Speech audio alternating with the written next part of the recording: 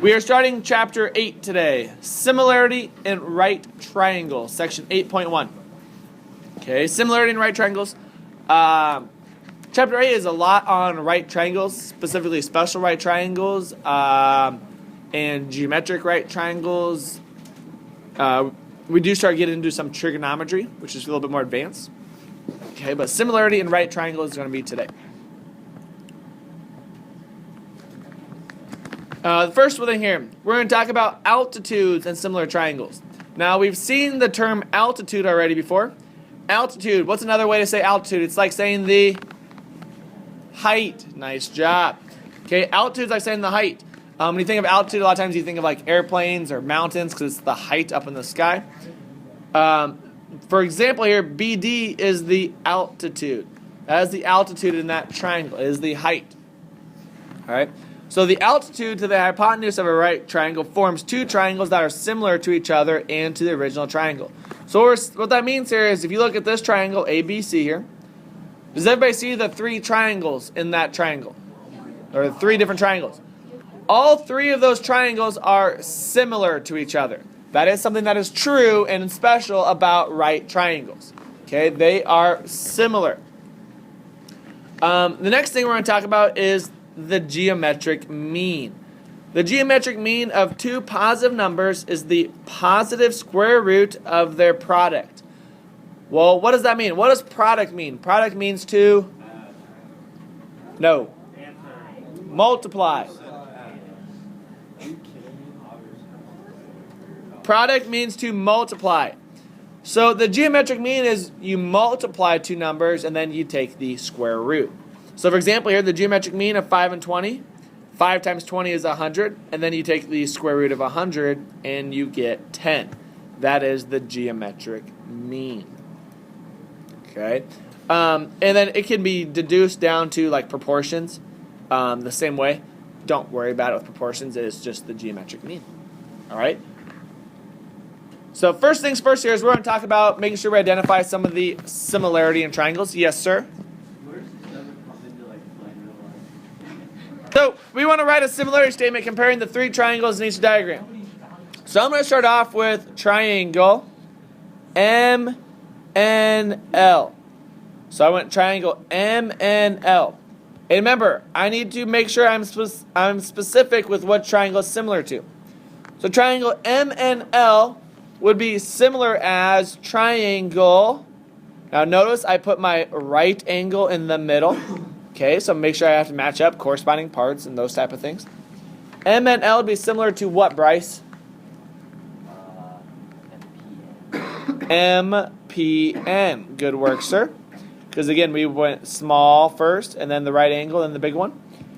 And that would be similar to what's my third triangle? So I did the big triangle, I did the little triangle, and I have to do that kind of medium triangle. What's the third triangle order, Troy?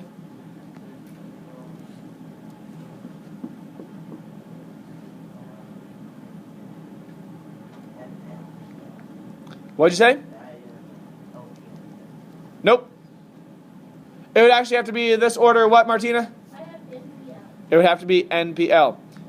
Because we did MNL, Troy, you have to be specific in how you set it up. You have to match up corresponding parts together. All right, number 2. Let's try that one. What if I go triangle, oops, missed my triangle. Triangle HGF. Find the two triangles that HGF is similar to. Find the two triangles that HGF is similar to.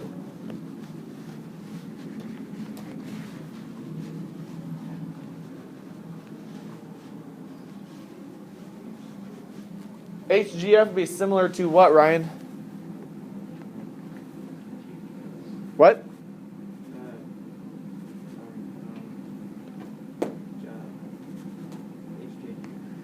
HJG, which is also similar to what then, Nick?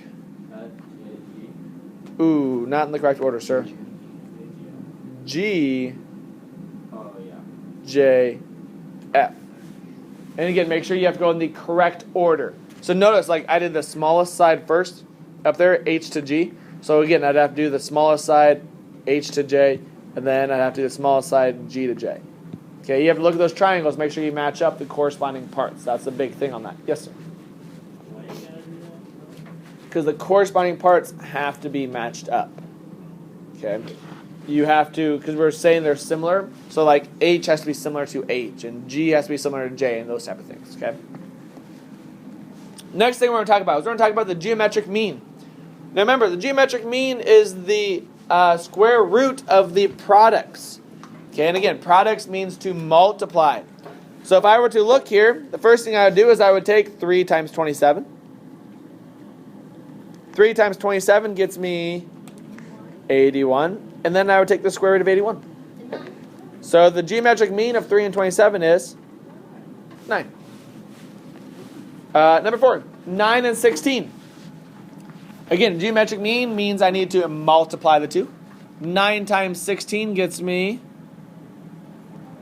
144. And the square root of 144 would get me then 12. So the geometric mean of 9 and 16 is 12. No, I don't want to do it. Number 5, 4 and 5. 4 times 5 would get me what? Gabe? 20. And then I'd take the square root of 20. Who can simplify down the square root of 20 correctly? Austin. It is 2 square root of 5. Nice job, sir. And again, remember, I need to find the perfect square to break it down. So I do the square root of 4 and the square root of 5. The square root of 4 is 2. So I end up with 2 square root of 5. 8 and 12. 8 times 12 gets me 96. And then I have to do the square root of 96. Ooh, that's a tough one. Who knows what goes into 96? The perfect square that goes into 96 is? Yes, sir. 4 square root of 6. It is 4 square root of 6. Nice job. Because the perfect square is actually 16. It's the square root of 16 and the square root of 6. What? So it's square root of 16 is 4. And I get 4 square root of 6. Alright? Take a couple seconds to try these 4. Find the geometric mean of these 4. Take a couple seconds to try that. Alright, let's look at this here. Number 7. 3 and 75. What's the geometric mean of 3 and 75? Tyler? It is 15. 8. 1/4 and 4. Gabe? What? Ryan? It's 1. 1/4 times 4 is 1. Square root of 1 is 1. Number 9. 4 and 18. This is a tougher one. Shh, listen. 4 times 18. First of all, it's 4 times 18 I get. So I have the square root of 72. It is, anybody simplify this correctly? Caitlin? No, I don't think I did that. I did 3 square root of 8. It is not 3 square root of 8. 9 does go into it, but it's not the largest perfect square. The largest perfect square that goes into it's actually, no, 12 is not perfect square. Yeah. I really 36. What's square root of 36? So my answer here is actually 6 square root of 2. Now, listen. If you would have gotten 3 square root of 8, it's just like fractions. You have to simplify it further. Can the square root of 8 go down further? Yeah, the square root of 4 and the square root of 2. The square root of 4 is 2. Take the 2 out again.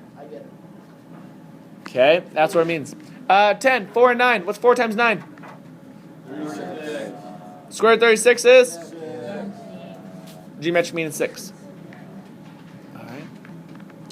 Alright, last thing we're going to talk about today is we're going to talk about using the geometric means to solve for missing parts of the triangle. So for instance here, you can use geometric means to find side lengths in right triangles. So for instance here, the altitude and the 2 sides of the hypotenuse, or the 2 parts that make up the biggest hypotenuse, form a geometric mean. So if you look here, h squared equals xy. That is the geometric mean. And they kind of show an example over here of using that. 6 squared is 36 divided by 9. You get x equals 4. That makes a geometric mean. Now, if you look down here at the bottom, listen please, gentlemen. If you look down here at the bottom, you can also use the geometric mean to find the rest of this. However, you don't always have to do that, because what other theorem do we know that we can use for right triangles? We can use Pythagorean theorem. So for instance here, I know that this was 6. I can use Pythagorean theorem and solve for a right there, can't I? Yeah. And then I can use Pythagorean theorem and solve for that missing side over there again, can't I? Yes, I can. So really, all you have to use the geometric mean for is to find that middle part. So let's try number 11 here. I need to find x, y, and z. Now again, this is my altitude. Does everybody see my altitude? That's my height, right? So this forms my geometric mean. My geometric mean is the altitude squared equals my two hypotenuses cut up there. So 4 squared equals 2x. Does everybody see where I get 4 squared at? It's part of the geometric mean. 2 times x comes from the hypotenuse there. What does 4 squared come out to be? 16. So 16 equals 2x, meaning that x equals 8. Good work. Okay, so I have x equals 8 here. Now again, I can use another geometric mean again if I wanted to, or I could do something easier. If I look right here at that triangle, do I have a right triangle? Yes, when I have a right triangle, what can I use? Pythagorean theorem. I would do 4 squared plus 8 squared, and that would give me y squared, and then take the square root, and I get y. Okay, again, I can always use Pythagorean theorem for right triangles to help solve for missing side lengths. That is important. So solve for y and z using Pythagorean theorem. So looking at this here, what does y come out to be, Ryan? Square root of what? Yeah, y comes out to be the square root of 80. Did anybody break down the square root of 80? It is 4 square root of 5. Nice job. If you can, yeah. And then the next one. Well, I can use Pythagorean theorem again, and I can solve for z. Using Pythagorean theorem, what does z come out to be, Peyton?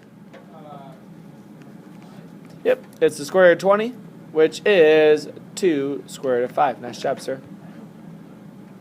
I hate these because they look like 2. Thanks. That's why I put a line through it. Number 12. Okay, number 12 here. I have my geometric mean can be found right here.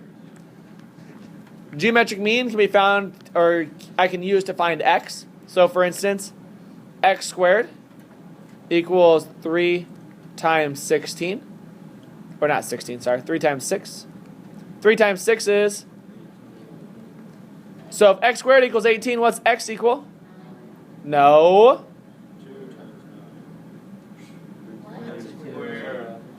What'd you say? Well, it equals the square root of 18, which is nothing more than 3 squared root of 2. You're correct. But you don't... Square root does not mean divide by 2. Okay, yeah, I don't know what Okay, so x equals the square root of 18. I'm going to leave it as the square root of 18 right now, and you're going to see why. I'm going to leave it by the square root of 18. I can simplify at the end. But x is the square root of 18. Now that I have x, can I use Pythagorean theorem to solve for z and y? Yes. I can use Pythagorean theorem. I'm going to solve right here first. Now when I use Pythagorean theorem, I would say 3 squared plus the square root of 18 squared equals z squared. Does everybody agree with that? Pythagorean theorem, right? Well, what's 3 squared come out to be? What's the square root of 18 squared going to be? 18. That just gets me 18. The square root and the square cancel out, getting me z squared. So 9 plus 18 is 27 equals z squared, which means z comes out to be 3 square root of 3, or square root of 27. Okay. Now I'm going to do the same exact thing, but now I'm going to solve for y. So I have square root of 18. Now using Pythagorean theorem, I'm going to solve for y. Now what number down there is the only thing I have to replace? 6. Yeah, I'm going to put, instead of a 3, I'm going to put a 6 in. So 6 squared plus square root of 18 squared equals z squared. Oh, and then it says z. I should change it to y. Thank you. What is 6 squared then? 36. 36 plus 18 is 54. The square root of 54 is what? Austin? 3 square root of 6. It is 3 square root of 6. So y comes out to be 3 square root of 6. Nice job. And x was then, 3 square root of 2. But again, once you find that geometric mean and find that middle part, you can use Pythagorean theorem to find all the missing parts. Let's try number 13 here. I want to find x. So I need to use the geometric mean to find x. So using the geometric mean, I would say 6 squared equals 9 times x. Well, 6 squared comes out to be, so 36 equals 9x, which means x equals 4. Now can I use Pythagorean theorem to solve for y and z? Yes, I can. So use Pythagorean theorem and solve for y and z. Take a couple seconds to try those. All right, what does y come out to be? What does y come out to be, Trevor? Square root of 52. Did we break down square root of 52? It is 2 square root of 13. And then what about z? What does z come out to be, Boger? Square root of 117. Did we break down square root of 117? Actually comes out to be? It actually comes out to be 3 square root of 13. Nice job. If you can get to at least these square roots right here, you're just fine. Breaking them down is just an extra step that I'd like to challenge some of you to do. Okay. All right, take a couple seconds to try both of these on your own, all the way through. Find x, y, and z. All right, so let's look at this here. What does x come out to be first? X comes out to be what, Tina? Oh gosh. Don't ask me that. Ryan? Yep, x is the square root of 35. Very good. Knowing that x is the square root of 35, then I can find y and z using Pythagorean theorem. What does y come out to be, Peyton? It is the square root of 60, which is actually 2 square root of 15. And then what about z, Bryce? Square root of 84. Which actually comes out to be, sir?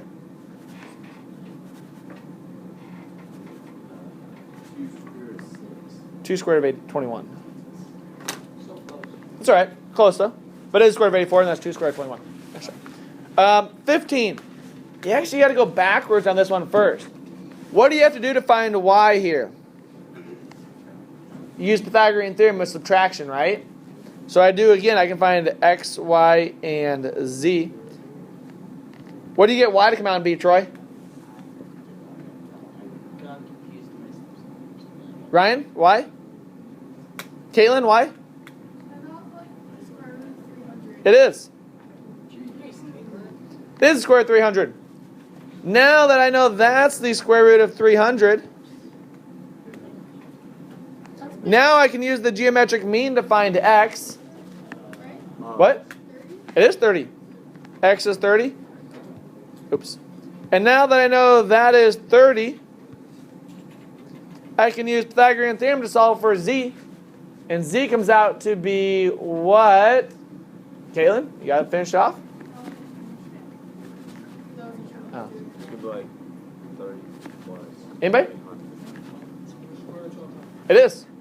Square root of 1,200. And then the square root of 300 simplifies to 10 square root of 3. And the square root of 1,200 simplifies to 20 square root of 3. And those are kind of bigger ones. Yep. But again, you can use geometric mean, Pythagorean theorem, all of that to find missing parts in the right triangles. Here is your assignment.